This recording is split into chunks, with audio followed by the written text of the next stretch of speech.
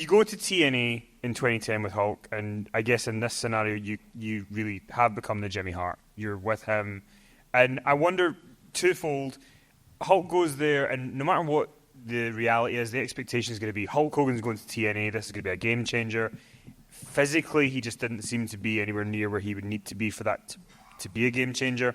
And for you, rightly or wrongly, people are going to judge you on what's good and what's bad. How were you feeling about it going into it based on those two things? I was conflicted because Hulk and I were very close at the time. When you say Hulk wasn't in that good a shape and couldn't do some of the things he used to do, it was way worse than that. He was almost paralyzed. He was drinking a quart of vodka a day in order to get down fistfuls of Vicodin, Percocet, OxyContin. And these were all prescribed by doctors. He wasn't like scamming anybody. His back was so in his hips. He was in so much pain that the only way he could even get out of a car and walk into the building was to eat a fistful of Vicodin and drink 8 ounces of vodka. He was a wreck. That was number one. And because he was in so much pain, and he was going through a lot of other things, a divorce, all kinds of other horrible he couldn't deal with his business anymore, and he asked me to take over all of his, not just wrestling business, but his licensing, his merchandising, any opportunities that somebody wanted to pitch him all had to come through me. And at one point, he said, Eric, you have my complete authority. You can agree to whatever you want to agree with on my behalf. If someone's negotiating with you, they're negotiating with me. I didn't even have to go through his attorney. That was the level of trust that we each had, or we had for each other, but it was also more than that. It was indicative of where he was at mentally and physically. So TNA reached out to Hulk. They wanted Hulk. They didn't want me. Trust me, they didn't want me. They wanted Hulk. But Hulk wouldn't go to TNA unless I came with him to oversee his creative. I didn't want to go to TNA. I thought TNA was, this is going to sound arrogant, it was a step down. I had been to the mountaintop. I had defeated WWE for a period of time. I had made WCW the number one wrestling company in the world. I ended up working in the WWE and worked with some of the biggest talent in the world on the biggest stage in the world.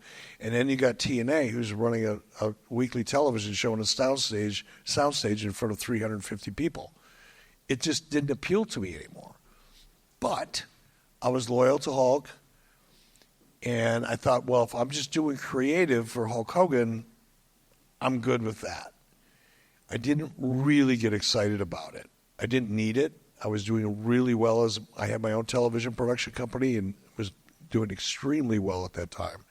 So it wasn't money motivated. I didn't feel the need to get back in the wrestling business.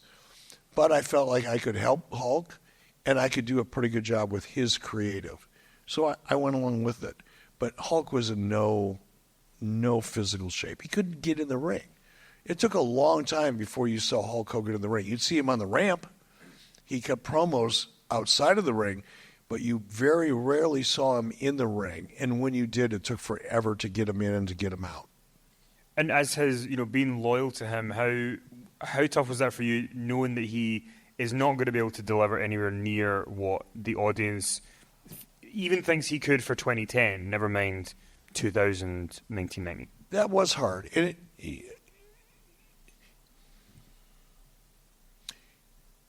it was hard because of the relationship I had with Hulk.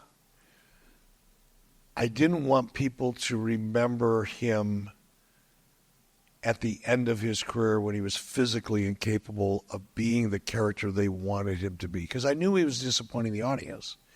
And I knew, not to the same extent that I think I understand now, but even then I knew that this is going to end badly. This is not the legacy. This is not the way you want to end your career, having to eat a fistful of narcotics and a half a bottle of vodka just to be able to get to the ring. That's a sad way to end a career that was so powerful and meant so much to so many people. Another example of that was Ric Flair's last match. I don't know how many people saw Ric Flair's last match. It's not the way I want to see somebody that I love and respect go out. And it happens. It is not just in wrestling. How many boxers should have hung up the gloves? Muhammad Ali did it. I became friends with Muhammad Ali through professional wrestling. I traveled to Pyongyang, North Korea. I sat next to Muhammad Ali on a plane and for 3 hours or 3.5 hours, and Muhammad had Parkinson's disease so bad that he couldn't speak like we're speaking now, but he could whisper. He was perfectly understandable when he whispered to you. So as a result of that, I'm sitting on North Korean military transport, flying from Tokyo to Pyongyang, North Korea, and I've got Muhammad Ali sitting on my left, whispering in my ear, telling me about his life story. It was one of the most amazing experiences I've ever had, and I think about regularly to this day. But Muhammad Ali did the same thing. He just hung on too long. And I think, why do the Rolling Stones still tour? They don't need the money. They tour because you get that, just like I'm getting right now from everybody in this room. This is why all day long I'm dragging my ass. This is the 4th night of a 5-night tour. I'm 68 years old, and I've been partying with this guy and his team every night after the show. All day long, I'm dragging my ass, but the minute I get up on the stage, I feel like I'm 25 years old again. And I think that's the reason why the Rolling Stones and other bands like them continue to tour. It's not because of the money. It's not because of their ego. It's because of this relationship that you get, this feeling you get in your veins. It's an exchange of positive energy that you can't get anywhere else. It doesn't exist anywhere else if you're a performer. And that's why guys hang on too long. And to answer your question, yeah, I was concerned about Hulk, just like I was concerned about Rick. Just like we all get concerned about athletes that we love, and we go, dude, you don't need to do this. Quit doing it. I mean, I'm bringing this example up because I feel like it's important to give the context of you're in TNA, you're not responsible for what's going on. But as an example, the Knockouts were a big part of TNA. They did really well. Awesome Kong, Gail Kim, they were a really big part of TNA. And Awesome Kong had come out and said that she was only paid a couple $100 a night. So there's this kind of narrative out there that, one of the biggest parts of the show is not getting paid very much. Meanwhile, Hogan and Bischoff are in, and the money's fruitful. So that must be tough for you if you're not responsible for that. But the narrative outside is that you are responsible for that. It still is to this day. And either last night or the night before, I think you asked me, and if not, maybe it was another question that I got somewhere else. Somebody said, well, if Tony Khan called you today and offered you $1 million a year, would you go work for him? And the honest answer is probably not. And I'm not wealthy. I'm not like independently wealthy. I still have bills. I got to work. I still have projects that I'm doing. I'm just like everybody in this room in that respect. But I also know that because of my history and the perception people have of me, that if I went to work for AEW and my job was to manage catering and CM Punk bed, and there was a big conflict with CM Punk, it would be my fault.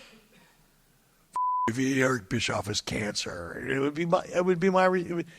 it just is what it is with wrestling fans. And I've gotten to the point in my life where I don't need that, I don't want that, and I'm very, very aware of it. Just a perfect example, I'm in TNA. My contract, when I negotiated, when they wanted Hulk so bad that they would agree to just about anything I wanted at that point, I said, here's the deal.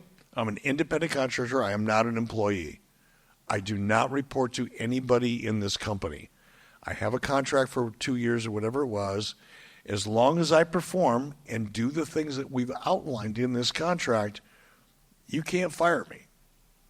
But if I don't do the things I agree to do, that's called a breach of contract, and you can fire me if you want. I don't want to manage anybody. I mean really manage, not as a character on TV.